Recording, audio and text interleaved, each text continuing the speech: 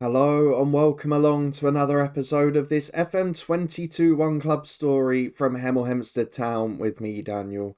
It's part 50 of the Tudor Times today, and we are bringing up the half century in style because we are top of League 2, and after 2 seasons of struggling, of just about doing enough to survive in the league, this year with a facilities upgrade, with a fabulous squad overhaul, we are running away with the league. At the very worst, we're going to finish second this season. Promotion is virtually assured. We are 22 points clear with 30 games gone. Now, that is partly because some other teams have got an awfully low points total, but Morecambe, the only ones really causing a threat. Today, we're back to face Port Vale away from home, a side facing that tight playoff push themselves. But in the meantime, it's transfer deadline day, and I wouldn't rule out a little bit of business just yet. We're going to try and prepare for next season, so I'm not going to do too much in terms of short additions, in terms of just averagely beefing up the squad. What I do need to do, though, is replace the injury you can see at the top of the screen. Will Swan, just since the last game, has picked up a 2-month knock. And that means we're going to have a busier day than we expected. There's a little bit that's happened already, so if you're looking forward to seeing that and how we've been going off camera, please do chuck a thumbs up on it. Subscribe down below and turn that notification bell on for daily FM22 content. We've had 2 absolute belters in our other story, the head coach this week, and we of course started with a brand new club yesterday. You can find that episode in the eye above. Please do check it out if you haven't seen it already. There's also some real life FA Cup based stuff in the eye above, as well as the football podcast and the Twitch channel for regular live streams.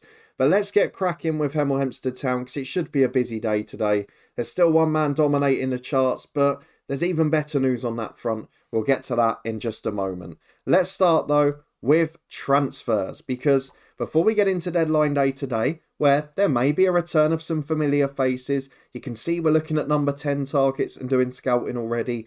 We're potentially bringing in a free right back on loan, a man we know very well from last year, but there has been a bit done already. Some of it a little bit bizarre. So out of the club, Lewis Brunt, we knew about that. He made his final appearance in the last episode. He's gone to Swindon for £5,000. And to be fair, he's alright for them. I think he's playing in League 2 now. He is. I thought Swindon were in the National League for some reason, but he's not. He's a League 2 player and he's doing alright. So fair play to him for that. He's a good player, but he wasn't good enough for what we wanted moving forward. We have, though, got one repeat signing and one new signing.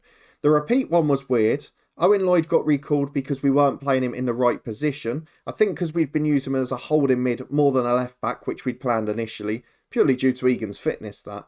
But then we were able to loan him again the next day, or make the offer, but just pay his wages this time. So I think the truth of the matter is Sunderland wanted the extra £4,000 a month. So we're paying 950 quid a week in wages. We know he's going to carry us to promotion, and he's a backup in 2 positions.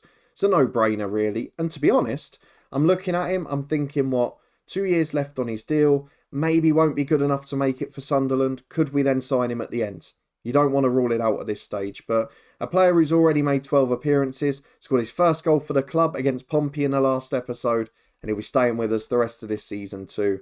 The other one, though, very simple replacement. Lewis Brunt has left the club. Tristan Nydam went to AFCON. He's back now, but we were just a little bit light in that midfield area. And of course, now Swan's got his knock too. That means Kai Dixon has come into the club from Crewe on loan. It does leave us with a couple too many loan players, but we can rotate them around as long as we've got options in the squad to fill voids. We're okay. He's a 2.5-star centre mid. He's got massive potential, as so many of those from the Crewe Academy do. But he's made a couple of sub-appearances, he's looked alright, he made a few for Crewe in League 1, and you can see he's a perfectly able midfielder, and most importantly, very good physically, very hard-working, and a decent personality. So if we need him to step in for 1 or 2 games, I'm sure he'll have no problem doing so. We also got a little bit fortunate on the pitch, because after a couple of games in quick succession this week, we sent out the likes of McDonough and Egan on holiday for a week.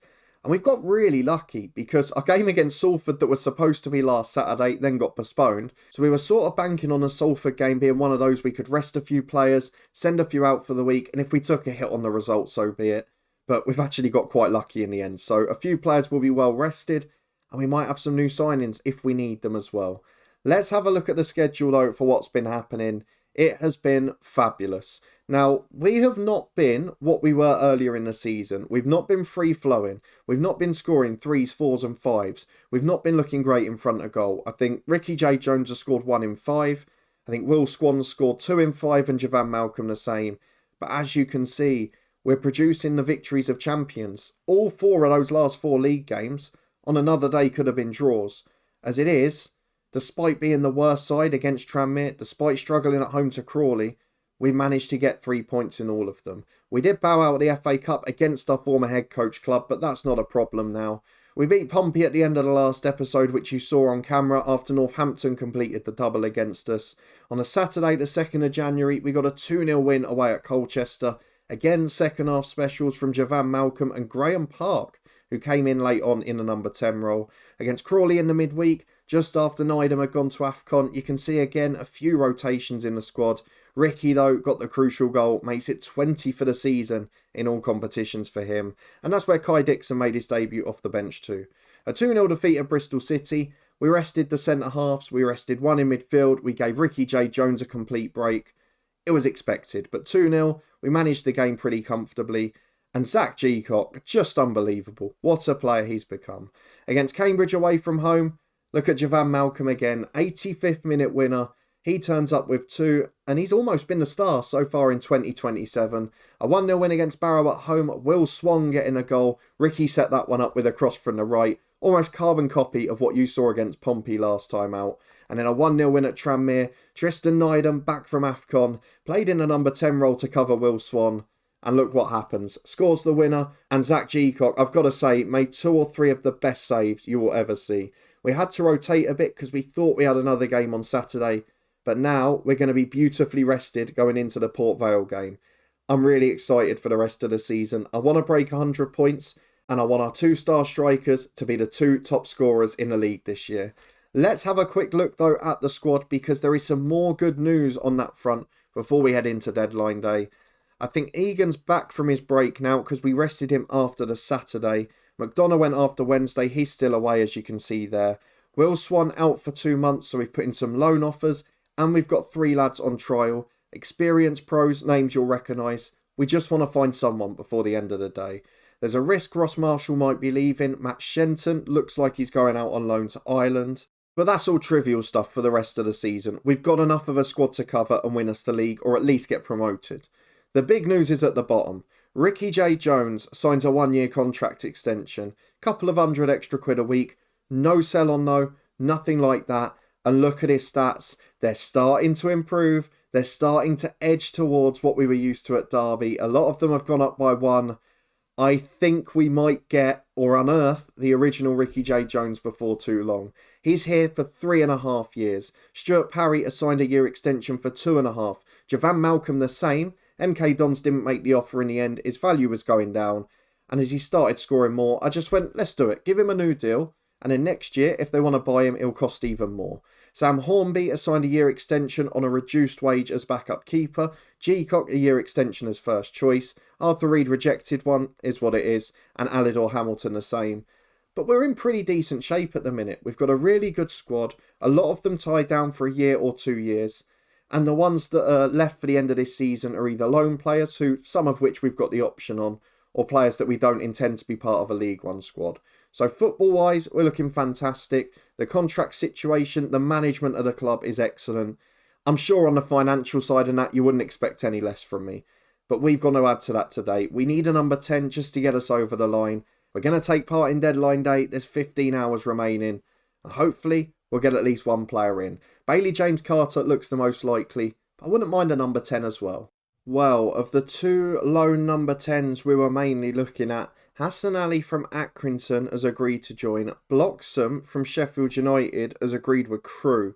Now, he was the man I was ideally preferring, but we're not going to get him. Hassan Ali has got a pretty good record. He's played for Accrington, he's played for Colchester, he's got experience of EFL football. But is he a standout? That's the question.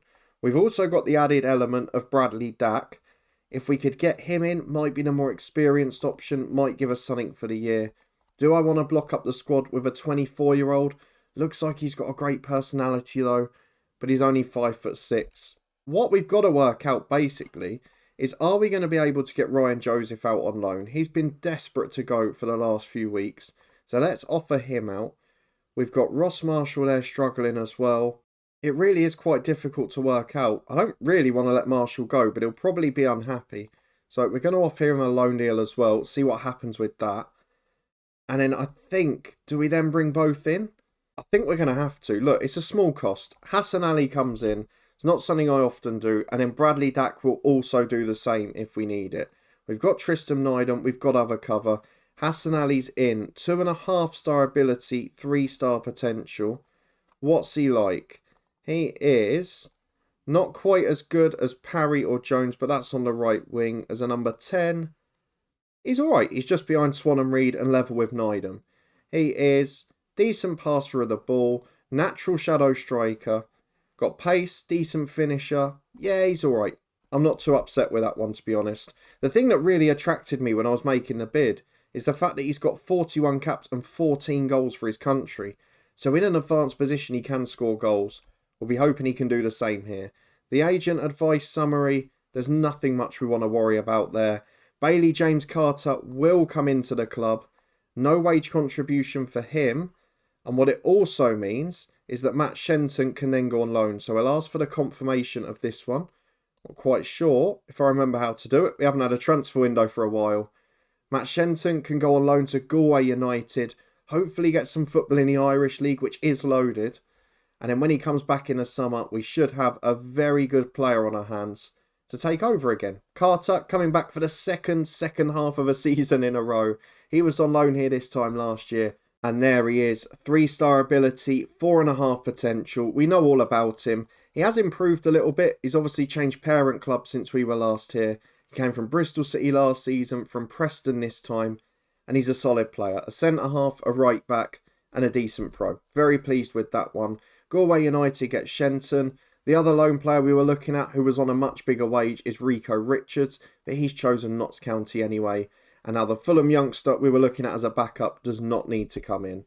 So far, we've spent, what, 575 quid a week in wages. We've got back 200.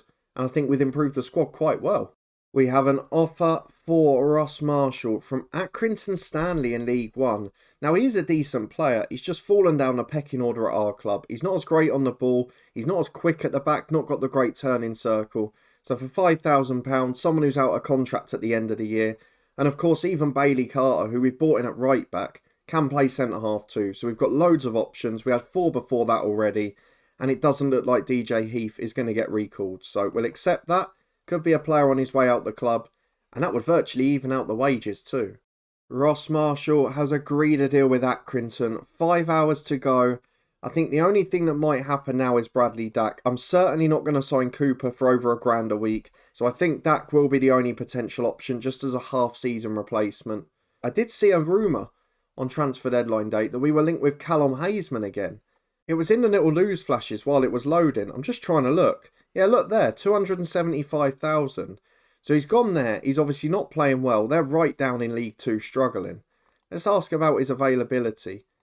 Suddenly he wants to come. Yeah, extremely interested. Well, you rejected us in the summer, didn't you, you idiot? He'll take a low wage. Look, he's a signing for the summer potentially, but not now. He's got to suffer the season. The transfer window is shut. And in addition to reloaning Lloyd, the only new signings are loan ones. Bailey James Carter returns for the 2nd year in a row. He'll be an auxiliary right back and a backup centre half now. Kai Dixon in a centre midfield cover. Replaced Nydam while he was at the African Cup of Nations. Will now be a bit part for the rest of the squad. And Hassan Ali in for the injured Swan. Bradley Dack may yet join him. He's not got to be tied by the transfer deadline. He's unattached. We sold Marshall and Brunt for nominal fees. 2 players that have done really well for us at the bottom end of League 2 and in Brunt's case in the National League as well. But just not quite good enough for this level. And then Matt Shenton, who has gone on loan to the Republic of Ireland club, Galway United, will be tasked with improving him. So a decent window. I'm fairly happy with where we are. No big signings for the future, but we know we're probably going up. And we've tied down some of our key men for another 2 years. That is the most important thing of this window. Let's skip ahead to next Saturday and play Port Vale. And hopefully we'll have Bradley Dack in the squad as well. Well, there we go. 2 days later, and in a very low risk deal, Bradley Dack has agreed to join the club.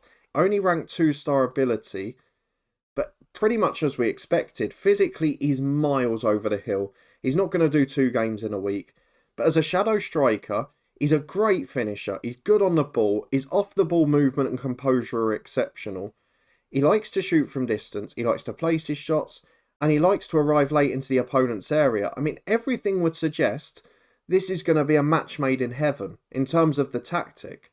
It's just the fact that he won't be able to play many games. But as a very short-term solution for this football club, after 9 years at Blackburn, after Championship football as recently as the season before last, Bradley Dack is going to be a good, useful squad addition. I really think we should be pleased with that one. He will be part of the senior squad. We'll register him now. We'll ask Carson to welcome him. And what sort of personality's he got? Only balanced. Could have been part of a mentoring group otherwise, but might make his debut on Saturday. We'll be back in a minute to find out. Well, it's a very good job we got Bradley Dack in, because Nydam's now going to be out for 2 to 3 weeks. And we're running a little thin on the ground when it comes to midfielders. We've got big decisions to make as there's a week between games here. We could essentially take a gamble if we wanted to and start Bradley Dack. I'm going to make my decision in a moment. We've got a lot of loan players we've got to juggle about. I think it does make it 7, 8 now at the club. So we are going to have to mix and match because only 5 of them can be involved in the league games. With Nydam out, with Swan out, and with a few other players leaving, the likes of Brunt, Shenton, and of course Marshall too. We're going to have to be a little delicate with this one. We'll be back in a minute to run through it. The good news is everyone else is well rested. And this is what we've gone for. The lone players to miss out. Dixon, Lloyd and Heath. Hornby is the other man out of the squad too. Joseph has to be on the bench. That's because of Nydam's illness. Otherwise, he would have been the man in the 18. But our starting 11 is looking very strong. And it includes a first start and a first appearance for Bradley Dack. We've got Zach Geacock in goal, McDonough and McGinley the fullbacks as always, Brian Watt and Farquharson the centre halves, Egan in the holding role, Alidor Hamilton and Arthur Reed the centre mids, and then Bradley Dack, the new shadow striker, behind Ricky J. Jones and Javan Malcolm. Hassan Ali's there because I don't think Dack will do the 90, but overall it's a pretty strong squad. We're going away though to one of the best sides in the league, Port Vale in 7th, and if they win this, they could be right up in the top 3 mix. So let's see their lineup. They've made a fair few changes themselves, 7 in total. Brad Walker, Harry Ransom, hero from our Twitch save with Ballymena last year, amongst those to come in. Looking at the bench, not many familiar names there, but the 11's pretty good. I'd expect them to be right up there competing. Kevin Thompson's been a good manager this year, but can he do it today? Port Vale v Hemel Hempstead Town, and a win. It's not far from wrapping up the title mathematically at this point, certainly promotion at the very least. Well, what we didn't really want was a boring half an hour. Arthur Reed seems to be playing quite well. Dax struggling maybe with the pace. I would expect that in his first game in God knows how long. But he is doing alright, and at half time against one of the better sides in the league, we're drawing 0-0. I'm not sure that's a devastating fact. We've seen we're stronger in the second half normally, and we've restricted them to no shots on target. So if the worst we're going to do is 0-0, we'll still kick the lads up the backside. We'll ask for a little bit more, but I'm pretty happy in truth. We've lost a key component in our team in Will Swan. And Dax's experience and Hassan Ali as a player that's played in the higher league, yes, it will help, but it's not going to be an immediate fix. And they're not as good as Swan. There's no doubt about that. Jones is working back to win it in the right back area as we're back 5 minutes into the second half. Incidentally though, I think that's 2 episodes in a row we've had a first half with no highlights. Happening against Northampton too. We all know how that game finished. Let's hope it's not the same here. As Hamilton plays to Brian Watt. Much better football at the start of this half.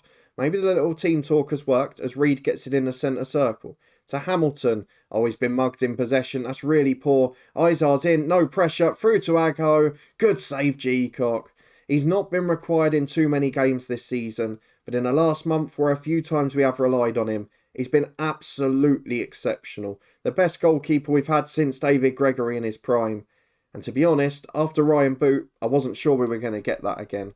An hour almost on the clock here at Port Vale, but we're staying unbeaten at the moment, and that's all that matters. I'm going to take off McGinley at left back, who's had a poor game. Gillespie will get a rare game in the wide fullback position. And I'm going to take off Bradley Dack for Andre Hassan Ali, just because he's more natural in the role, and he is that slightly younger, fresher and more match fit player. 26 minutes to go, let's demand a bit more, and hopefully we nick one from somewhere. But it's not been a convincing display at all. My 2 sub options here Are Malcolm off for Parry, who's made a difference in 2 games in the last episode, or Hamilton off for Graham Park? I think the more progressive change is to bring Stuart Parry on, the youngster. It was actually Daly who started the last game and played pretty well. But I'm going to bring Stuart Parry on. We've won all of those games this month by 1 goal. We've nicked them. We've just about shown title credentials. Can we do it again? It's a highlight at the other end. Norris into Walker. Chance to go short to Ransom. Would he come back to haunt us? No. But he laid it back to Golding, who puts it just over. Let's encourage the lads. Let's try and get them on board. We've got 5 minutes plus stoppage time, and it's Port Vale on the ball again. Another big finish to a game after a quiet first half though. Lots of fans in support there too. Great to see. As Smith works it down the right hand side. Good ball to Agho. He's in 1-on-1. G-Cot to the rescue again. Oh, what a keeper we've picked up, kids. He has been absolutely phenomenal. And he's still improving in training. Him and Jones are going to be superstars. I know Jones is having a slightly poorer run in front of goal, but he might yet set one up as Farcarson heads away. 2 up from the corner, but can't get there. Walker back to the edge of the box, and the shot goes well over the bar. It's comfortable. They've not had many clear-cut chances, just the 2 big saves from the keeper. But it's not been a great attacking display. As it is, though, we'll walk away with a 0-0 draw. Certainly not the most entertaining game, when we're only going to show one in an episode. But a bit like Tranmere, we didn't play well in that game. We weren't the better side. We've still come out with a result. We stay unbeaten for a long time. It's still unbeaten in this calendar year in League 2 at the moment. And a point against the 7th place side away from home, I'll take that as a pretty good result. Particularly when we look at how far clear we are. We move on to 71 points from 31 games, which is not far over the 2 points a game mark. It's the other sides that are really struggling below Morecambe. Cambridge and the likes around them aren't going to make 81 points. That would require 30 out of 42, so 10 points and we're virtually up. We've got a vastly superior goal difference. There's definitely no need to panic. They're still all beating each other down there. Port Vale, missed opportunity for them. Could have gone up to 6th. As it is, they stay in 8th place. But that race for the playoffs is going to be absolutely brilliant. What's lovely for us, though, is normally at this stage, we're sitting on about 35, 36 points, worrying, looking over our shoulders. This season, we can smile, relax, and know that promotion's coming our way. So let's run through and see when we're next going to be back. They really did stop us quite well, it's got to be said. Dak and Hassan Ali, neither really set fire straight away, but both of them made their contribution. And we're now 7 league games unbeaten. We're in a good position. There's certainly no complaints about the odd draw against the top side. Let's have a look at when we're going to be back. We'll try and split the rest of the season into 2 episodes. So I'm looking around the middle of March time and then the last 2. So we've got Wigan, Solihull, Oldham, MK Dons. At the moment, all 4 of them are literally mid-table clubs, so we're going to have to decide when we get a bit closer. But at some point in March, we will be back for 2 more games. We'll then do the final 2 of the season. And if it's going really well, of course, we might just come back when we're going to win promotion, because that may be wrapped up before too long. If you did enjoy this episode, though, a pretty eventful deadline day, but nothing that's going to really affect the first 11 long term, please do put a thumbs up on the video. Let me know in the comments what you thought of the signings, my change in transfer strategy for short-term solutions, and whether we'll be alright given the injuries. The only question, as I said last time, is are we going to win the league? We're definitely going to be top 2, we'll definitely be promoted. But I wouldn't mind seeing an end to the little goal drought from Ricky J. Jones over the next few weeks. If you want to stay up to date and find out if we can lift the title, please do subscribe down below and turn that notification bell on. If we do go up, it's going to be 2 big summer transfer windows in a row. But that eventful summer will only come if we complete the job in the meantime. Before we're back here in 2 days' time, we'll have another episode from the head coach. We started at a brand new club yesterday and you can find that one up in the eye above. There's also links up there to FA Cup content from the real footballing world, the football podcast and the Twitch channel for live streams too. But thank you so much for watching, for coming along as always. It is greatly appreciated. And I'll see you next time as we edge closer to promotion with Hemel Hempstead Town. We look great at the back. We just need to find our form in front of goal again, and this could be one hell of a finish to the season. I'll see you next time to find out if it is.